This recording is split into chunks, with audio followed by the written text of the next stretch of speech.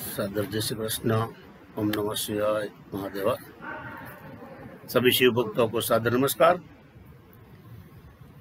हम गत वीडियो से आगे चलाते हुए शिव पर्व श्रावण मास में अपने ही घर में पूजा अर्चना महादेव जी का अभिषेक कैसे कर सकते हैं वो बताने की मैं कोशिश कर रहा हूँ। वो मेरा पर्सनल चिंतन है।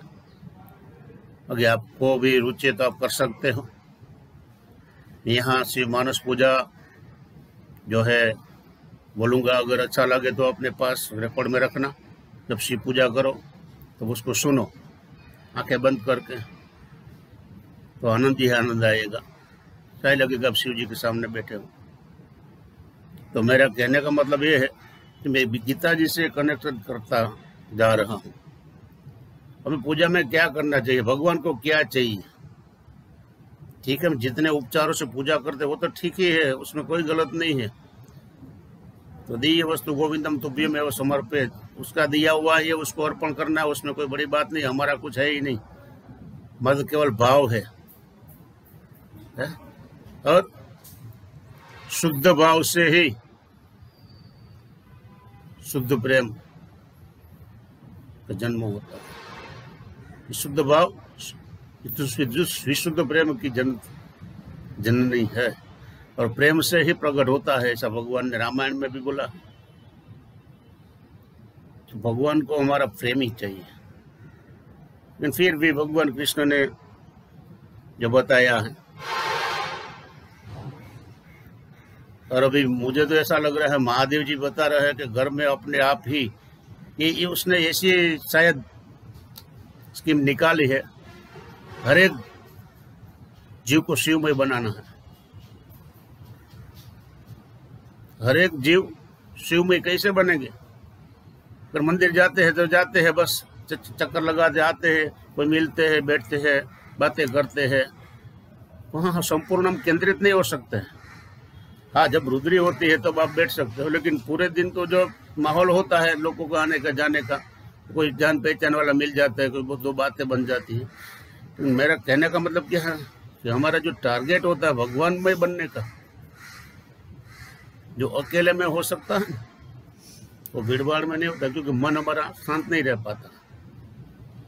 इसलिए भगवान ने अपने घर बैठे बैठे एक एक जीव को शिवमय बनने का मौका दिया है,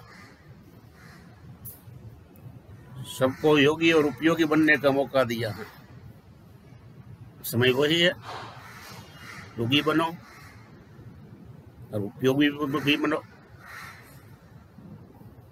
तो हम बाहर नहीं जा सकते, कुछ कर नहीं सकते, मंदिरों में मना है, तो हम अपने घर में क्या कर सकते हैं? तो भगवान ने गीता में बताया है, हे अर्जुन, मुझे पत्रम पुष्पम फलम तोयम यो मे भक्ता प्रयच्छति तदहम भक्त्युपहृतम स्नामि प्रेतात्मनः।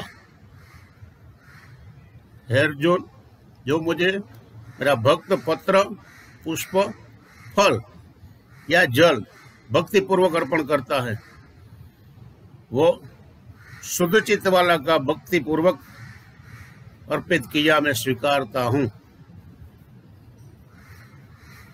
शुद्ध चित्त वाला, पत्रम पुष्पम फलम तोयम, यानी चार चीजें मांगी है भगवान ने हमारे पास से।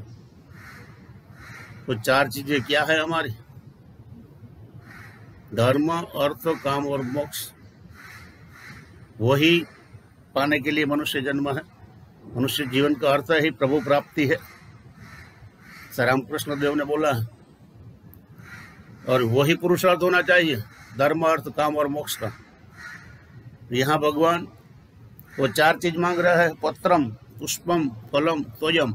और मान लो कि हम घर से बाहर नहीं निकल पाते हैं, और घर में न तो हमें पत्र मिल सकता है, भगवान भोलेनाथ को तो बिल्व पत्र प्रिय है। बिल्व पत्र शायद आपके पास ना हो, तो क्या करेंगे? पुष्पम, इस समय में हम पुष्प भी बाहर से नहीं ले पाते हैं। फलम, अगर फल भी ना मिल सकते। और तोयम, गंगा जल या शुद्ध जल या गुलाब जल, जिससे भी हम अभिषेक करते थे। तो मेरा पर्सनल चिंतन यह है, और वो मेरी पर्सनल फिलोसॉफी जो बोले, तो ये भी अभी चिंतन में आया है। तो पत्रम यानी कि भगवान शिव जी को प्रिय है बिल्व पत्र। तो हम अपने आप को देखें पहले,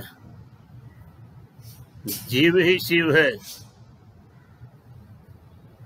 तो हमारे दो आंखें और यहाँ का जो ज्ञान चक्षु जो है, वो तीनों को मिला वो बिलपत्र हो जाता है। दो आंखें और ज्ञान चक्र, ज्ञान नेत्र जो है, वो तीनों बिलपत्र के स्वरूप में ही है। भगवान को अर्पित कर देना, भाव से बैठकर जो दूध पानी जो चढ़ाना हो चढ़ाकर, ये मेरी दृष्टि परमात्मा तुझे अर्पण करता हूँ। यानी कि पूरा श्रावण मास में मैं बिल्व पत्र यानी कि मेरा जो दृष्टि है वो मैं शिवमय बनाऊंगा।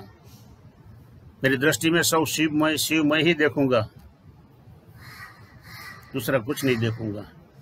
जहां जहां नजर मेरी फिरे याद ही भरी शिव आपकी, शिवमय पूरा जगत को देखूंगा।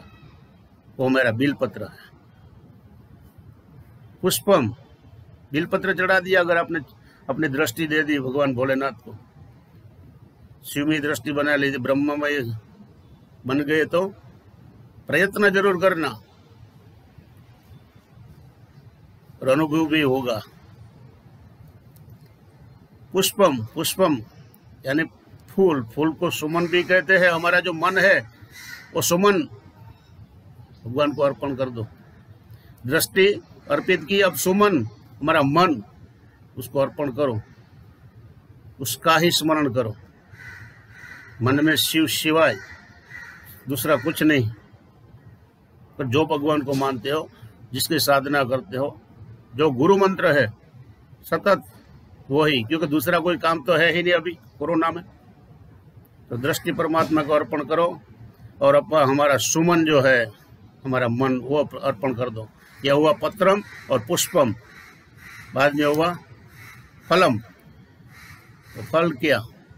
हम जो इच्छाएं आकांक्षाएं रखते हैं कि ये करने से वो फल मिलेगा, वो करने से वो फल मिलेगा, लेकिन भगवान ने साफ बताया है, माँ फले सु कदाचन। तुम्हारा भगवान कर्म के ऊपर अधिकार है, फल के ऊपर भी अधिकार है, लेकिन तुम अपने आप को फल नहीं भुगत सकते हो। वो फल कब मिलेगा वो भगवान के हाथ में है। 8 दिन में, महीना दिन में, साल में, 5 साल में, 10 साल में, नेक्स्ट बोर्न में, जन्म में, वो भगवान के हाथ में है। तो वो जो फल है हमारी आकांक्षाओं का है, हमारी इच्छाओं का फल है। और हम जो कुछ सुनते हैं भगवत नाम, भगवत कथा, उसका जो भी फल मिलने वाला है ये पूरा श्रावण मास में, वो सब फल प्रभु मैं तुझे अर्पण करता हूँ। ये वो फल। मेरे एक मित्र ने अभी 1.25 लाख नमः शिवाय का जप किया, बाद में फोन आया कि वो गर्मी बहुत हो रही है, पसीना पसीना हो रहा हो। तब मैंने बोला कि आप हर रोज माला करते हो लेकिन अर्पण करते हो? बोलता नहीं, अर्पण तो नहीं करता हूँ। मैं बोला साहब, जिसका जप करते हो उसकी एनर्जी आती है आपके पास, वो हमारी कैपेसिटी नहीं हम उसको संभाल सके। जो भी जितना भी करो ना उसको अर्पण कर दो। तब जाके उसने किया और फिर फोन आया कि अभी वो गर्मी नहीं हो रही है, क्योंकि वो देव शक्ति है, वो हम नहीं संभाल पाएंगे। जो फल है उसको ही अर्पण कर दो। हमें क्या चाहिए वो तो भगवान को पता है, तो उसको अर्पण करो। तो हो गया पत्रम पुष्पम फलम। और वो चौथा आया है तोयम यानी कि पानी। तो पानी कैसा? इतने भाव से पूजा करोगे है तो ये सब अंदर से ही पत्रम पुष्पम फलम दिया है। तो यह मैंने कहा पानी क्या बाहर से लेके आएंगे? इतने भाव से बोलो कि पूजा की है ना साहब, तो पानी हमारी आंखों आंसू का बरसात करो उस भोले के सामने, इसका अभिषेक करो। किसी कवि ने कहा है ना, पूजा थाड़ पड़ा रहा उसमें सामग्री अनेक, स्वीकार ले मले भोलेनाथ मेरा अश्रुतना अभिषेक। 4 आंखों में से आंसू की बूंदे गिरेगी ना साहब, भोलेनाथ हाजिर हो जाएगी। यही पत्रम पुष्पम फलम तोयम। और आखिर में हम सबको, आप सबको काम आए ऐसा जो शिव मानस पूजा है। हम यहाँ मोम्बासा में हर एक मंदिर में रुद्री के बाद बोलते हैं भगवान भोलेनाथ की पूजा, मतलब मानस पूजा, वो सुनाते हैं। और हो सके तो उसको रिकॉर्ड में अपने पास रखना, जिससे आप पूजा करने बैठो तो ये बोल सको। रत्ने कल्पितमासनं हिमजले स्नानं च देव्याम्बरम् नानारत्नविभूषिताम्रगमदान् मोदाङ्कितं चन्दनम् जाति चम्पकबिल्वपात्ररचिताम् पुष्पं च धूपं तथा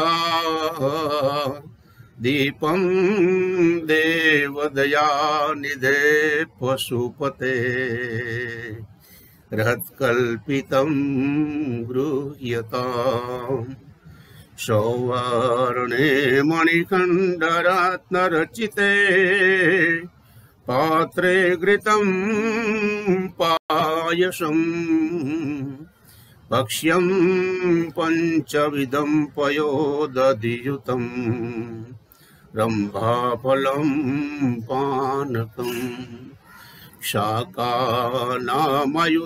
जलं रुचिकरं कर्पूरखण्डोज्ज्वलम् ताम्बूलं मनसा मया विरचितम् भक्त्या प्रभो स्वीकुरु छत्रं चामरयोर्युगं यजनकां चादर्शकां निर्मलं वीणाभैर्मृदङ्गिका हलकला गीतं चन्द्रोद्यं तथा साष्टांगं प्रणति स्तुतिर्बाहुविधा एतत्समस्तं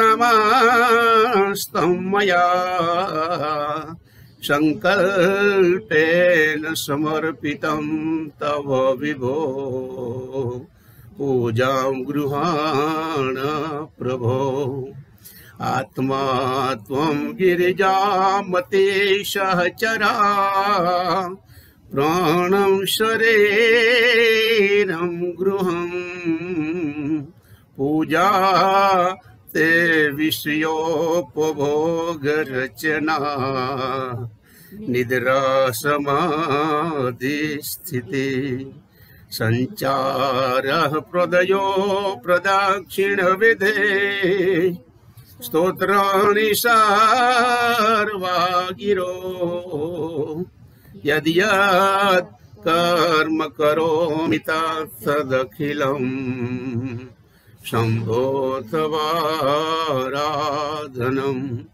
शम्भो तवाराधनम् शम्भो तवाराधनम्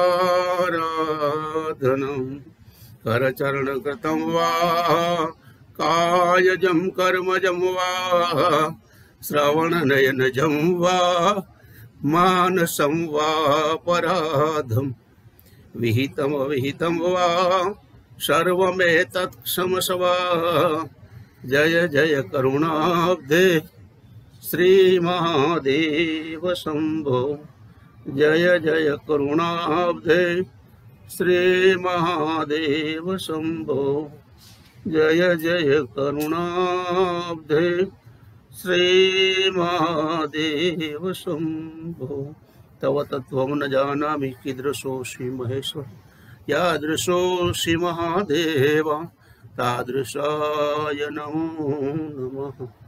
और बस शाम सदाशिव भगवान शंकर महारुद्राय नमः। शिव मानस पूजाम शिवार्पण वस्तु, बस ये भाव से करो, आपको फीलिंग होगा भगवान भोलेनाथ आपके सामने ही विराजमान है, कहीं जाने की जरूरत नहीं। और ये कोरोना का विष की डरने की जरूरत नहीं है। जो शिव आ गया तो विष चला गया समझो, बस निडर बन जाओ, निडरता ही पहला धर्म। जय श्री कृष्ण महादेव।